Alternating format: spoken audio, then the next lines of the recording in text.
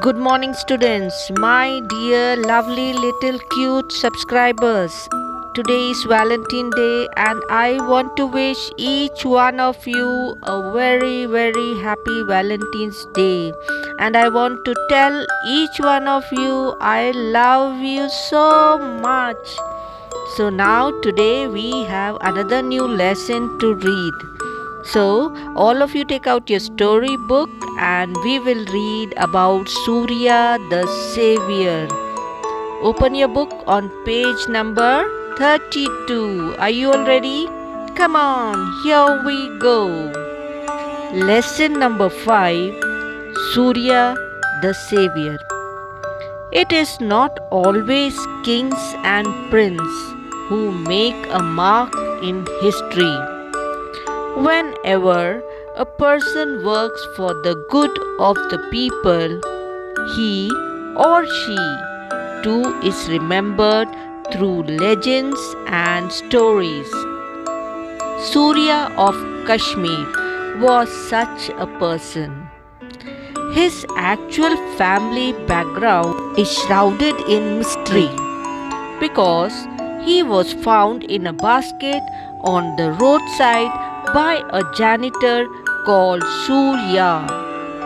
Many years ago, Surya had been sweeping the streets. One morning, when she discovered a basket lying by the wayside, it was covered with a piece of cloth. Surya threw aside the cloth and found a beautiful little baby boy inside the basket. She could not imagine who could have abandoned such a lovely child.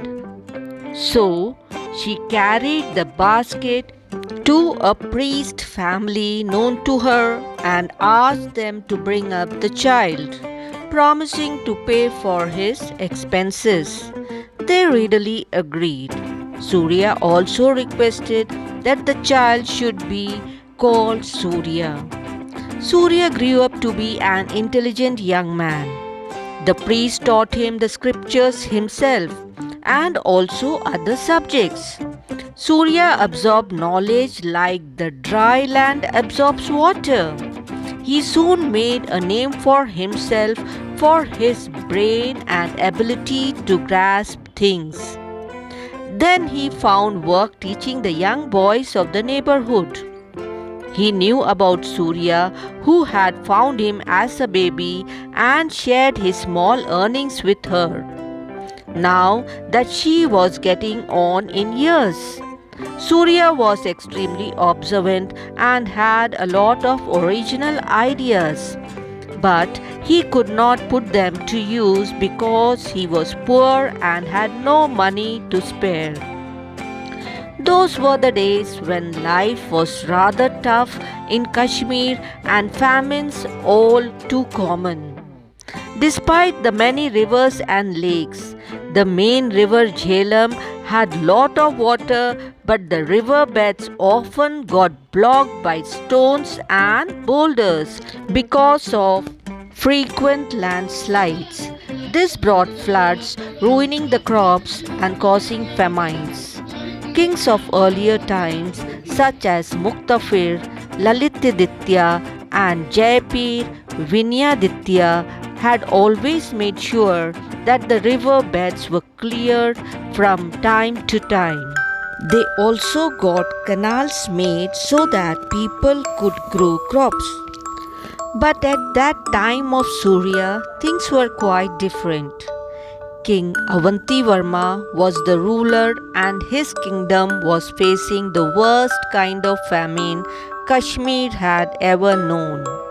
Every crop was much more expensive than it should be, and starvation had become all too common. One evening, Surya was on his way to the marketplace when he heard a group of people discussing the future. If only there was anywhere else to go, a man said one. I see no future here except death by starvation. But how could we leave the land of our fathers? Cried another. We can't. It would be too tough to make a fresh beginning at this point of time, said a third. I have never known rice to be so expensive, said another. Looks like it will soon go beyond the prices of gold. You can't live on gold, said another.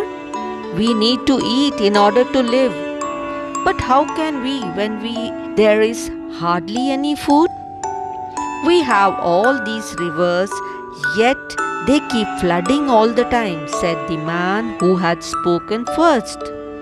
If only somebody could think of a way out of this problem. I can think of a solution, said Surya softly. But I don't have money to carry it out. Suddenly every face turned towards him, some in hope and rest in disbelief. Do you really mean it? Demanded the eldest among them. I never make small talk, said Surya. I am quite sure I can think of a way out, but I need money. Money is very scarce these days, replied the elder. Nearly all of us are on the verge of bankruptcy. Couldn't we ask the king? Remarked someone hopefully. Perhaps he would listen to Surya's solution to the problem. Forget it, said another. With the famine on us, the king is badly hit too. I'm sure he hasn't any money to throw away on vague experiments. They all agreed that it would not be fair to bother the king with unproven solutions when he was already so worried and facing a crisis. Surya was not used to pushing himself or his ideas, so he left quietly. But he spoke of a possible solution whenever he heard people discussing the subject. Finally, his words reached King Avanti Varma. The king, who was at his wits' end worrying about the situation, he sent for Surya at once. I hear you have been saying that you know how to tackle this situation, the king said. Yes, Your Highness, said Surya. I think I do. What is it? The king asked eagerly. I cannot speak of it, said Surya. If you let me have the money, I promise to show results. Very well, said Avanti Varma. I believe you. How much do you need? Surya named the amount. A loud gasp went around the courtroom. The boy is crazy, said one of the ministers.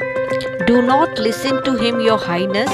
We cannot afford to give him so much. I have nothing to lose since so many of my people have already died and are dying due to this severe famine, said the king. I prefer to give him a chance just in case he can make a difference.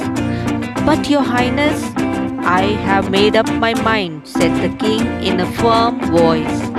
Please don't try to stop me. Give this boy all that he asked for. Surya asked for several pots of gold coins and a strong boat. He went to the flooded lands to the east of Srinagar. All the villagers came out to see what he would do. All of a sudden, Surya emptied a big pot of gold into the water. There was an instant cry as the villagers who were dying of starvation jumped into the water to pick up the gold coins. In order to search for the gold, they picked up the stones and boulders from water and threw them along the banks.